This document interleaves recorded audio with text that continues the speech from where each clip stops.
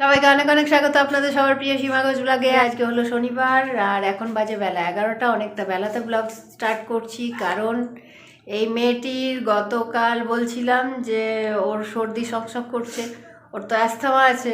গতকাল রাত্রেবেলায় হঠাৎ করে ওর অ্যাস্থমাটা বেড়ে যায়, তো ইনহেলারগুলো ছিল না ঘরে, তো প্রায় রাত 2-2-2:30 পর্যন্ত কষ্ট পাচ্ছিল। তো তারপর যাই হোক অ্যালার্জির ওষুধ ছিল, সেটা দেওয়াতে কিছুটা দেখলাম শ্বাসকষ্টটা একটু স্থিমিত হলো, নাকে ড্রপ দিলাম। তারপর প্রায় আমি ঘুমিয়েছি রাত 3টে, ও এরকম টাইমে ও ঘুমিয়েছে। তো যাই হোক গরম জল টল খাইয়েছিলাম। তো আপাতত সকালবেলায় একটু বেলাতে ঘুম থেকে ওঠা হয়েছে। তারপর টিফিন তো ওকে কিছু আজকে বেশি ভারী খাবার কিছু দিইনি, কারণ অ্যাস্থমাতে বেশি ভারী খাবার দেওয়া যায় না। তো ও একটু বর্নভিটা খেলো, বিস্কুট খেলো, আর আমি একটু চা খেয়েছি, আর কিছু করছি না। আজকে দেখি ভাত টাত কিছু রান্না করব না, আজকে ভাবছি করব আলু পরোটা, আর সাথে দেখছি কি করা যায়। মোট কথা আজকে ভাত রান্না করব না, কারণ ওর অ্যাস্থমাতে ভাতটা না দেওয়াটাই বেটার। ঠান্ডাটা এতটাই লেগে আছে, আর এই ঠান্ডার মধ্যে ওকে বারবার বারণ করেছিলাম স্কুল যাস না, স্কুল যাস না, একটা কথা শোনেনি। কারণ ওকে যে জলটা দিচ্ছিলাম সেই জলটা তো মিনিমাম 1 ঘন্টা হয়তো গরম থাকবে, তারপরে তো ঠান্ডা হয়ে যাচ্ছিল, সেই ঠান্ডা জলটা খেয়েছে। আর অ্যাস্থমা এই টাইমটাতে একটু মানে সিজন চেঞ্জের টাইমটা, বা অতিরিক্ত ঠান্ডা অতিরিক্ত গরমে একটু সাবধানে থাকার ব্যাপার থাকে। তো যাই হোক আপাতত মেয়ে স্টেবল আছে। তো আর মন মেজাজও ঠিক লাগে না, কি জন্য ব্লগটা অনেক বেলাতে স্টার্ট করলাম। এই যে আলু সেদ্ধ করে রেখেছি, আর এখানে আটা মেখে রাখলাম, আর সাথে সুইটি মিষ্টি নিয়ে এসেছিলো, সেই মিষ্টি আছে। শনিবার যেহেতু আজকে ওর স্কুলের ইউনিফর্মগুলো কাচাকাচির ব্যাপার আছে, কাজের লোক তো নেই, এবার আমাকে কাচতে হবে। যেহেতু একসাথে এত কিছু কাজ আমি করে উঠতে পারবো না, ওই জন্যে কাপড় কাচাটা কেচে নিই, কেচে মিলে দিই। তারপর শেষে স্নান করে আলু পরোটাটা করে নেবো, যাতে গরম গরম খেতে পারি। আর এই 22 তারিখ থেকে পরীক্ষা, ওই যে পড়তে বসেছে, এর মধ্যে না পড়লে তো হবে না। হ্যাঁ, 22 তারিখ থেকে সিটিগুলো আছে, আর 12 তারিখ থেকে ফাইনাল এক্সামটা আছে। হালকা হালকা জ্বরটাও, অ্যাস্থমা যেহেতু থাকলে একটু গা গরম থাকে, ওই জন্য ওর কাঁপুনি দিচ্ছে বেশি। কতগুলো পড়েছে, 3 কোট পড়েছে। একটা একটা দুটো 1 2 3 তাহলে 3টে কোট ও অলরেডি পরে নিয়েছে, তাতেও ও কাঁপুনি দিচ্ছে। তো ব্ল্যাঙ্কেটটা খুলে দরকার হলে পাগুলো ঢাকা দিয়ে বসো। ঠিক আছে। ঠিক আছে। তো এই কাপড় কাছাকাছি হলো, আর মিঠিকে দেখি রোদ্রে একটু পাঠাই,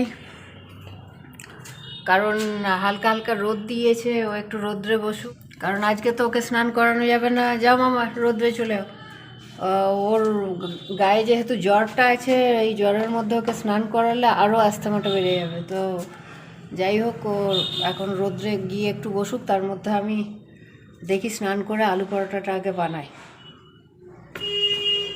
যাও। এই হচ্ছে আজকে আমার স্যাটারডে, এইভাবেই চলছে, কিছু করার নেই। এক একটা দিন এক এক রকমের। তো প্রতিকূলতা আসবে, আর সেটাকে হাসি মুখে মেনে নিতে পারলেই বেস্ট। আর দুঃখ করে মাথায় হাত দিয়ে বসে থাকলে ব্যাস কিছু করার নেই। তো যাই হোক, জল গরম বসিয়েছি, জল গরমটা হয়ে যায়, আমি তারপর স্নান করে চলে আসবো। যাক, স্নান হলো, স্নান করে বেশ ঠান্ডা লেগে গেল, কারণ অনেকক্ষণ বাথরুমে কাপড় কাচাকাচি করার পর স্নান করে বেশ অনেকটা সময়, ঘন্টাখানেক প্রায় ভিজে অবস্থায় ছিলাম, ঠান্ডাটা ভালো লাগছে।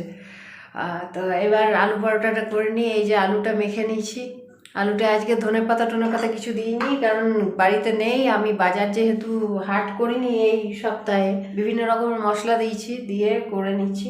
হচ্ছে আমার আলু পরোটা রেডি, আর এটা লাস্ট, এটা হয়ে গেলে ব্যাস আর কি কমপ্লিট হয়ে যাবে আমার আর মিঠির। 6টা পরোটা করেছি, যা খাওয়া হয় হবে, নইলে বিকেলের জন্য থাকবে।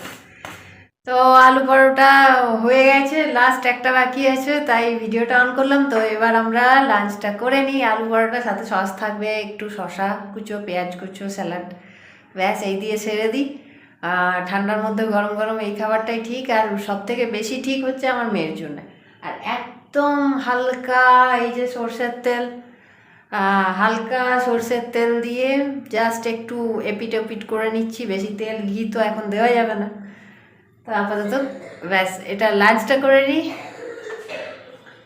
ওই যে কাশছে কত জোর। তো যাই হোক আপাতত লাঞ্চটা করে নিই। মেয়ের আমার জ্বর এসছে হালকা হালকা, আবার অমনি করে না, জ্বর এসছে। এবার ও তাড়াতাড়ি খাবারটা দিয়ে দিই, খাবার খেয়ে একটু ও ঘুমাক, রেস্ট ঘুমাবে। রাত্রে ভালোভাবে ঘুম হয়নি, ও ঘুমাক, আমিও পারলে একটু যদি পারি তো ঘুমাবো। তা আপাতত লাঞ্চটা করে দিই। কি সুখে রক্ত খেয়েই যাচ্ছে, পেটে আর জায়গা নেই। যা অনেক খেয়েছিস, লাঞ্চ ডিনার ব্রেকফাস্ট সব করিয়ে দিয়েছি, এবার উড়ে যা। টাটা। অতিথি তুম কব যাওগে অতিথি বাবু। এই যে হাতের মধ্যে বসেই আছে, কোনো নরণ নেই চরণ নেই, মনে হচ্ছে যেন স্টিকার মশা। এই যে গেল।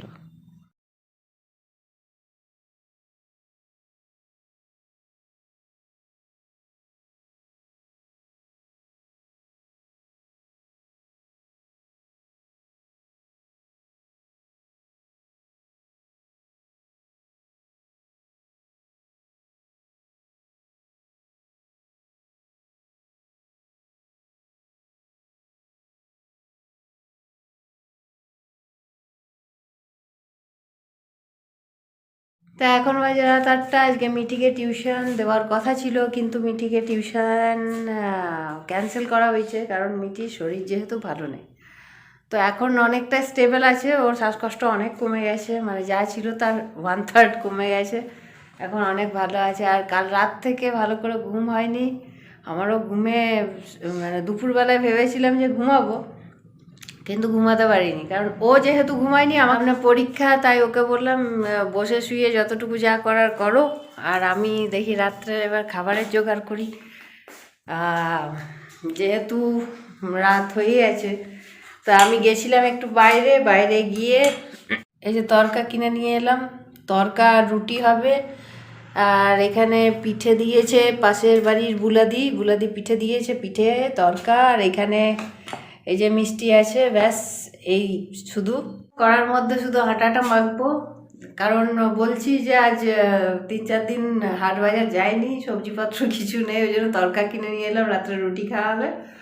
আর ডিম তো মিঠিকে এখন দেবো না, কারণ ওর রীতিমতো গ্যাস ফর্ম করেছে, ওকে ওষুধ দিয়েছি গ্যাসের। আপাতত ওই আটাটা মেখে রুটিটা করে নেবো, ব্যাস কমপ্লিট। তো আজকের ব্লগ আর বেশি বড় করছি না, ভালো লাগলে অবশ্যই লাইক শেয়ার আর সাবস্ক্রাইব করবেন, আর পাশে থাকা অল বেলটা প্রেস করে দেবেন। তো আবার দেখাবেন নেক্সট ব্লগে। তো শুভরাত্রি।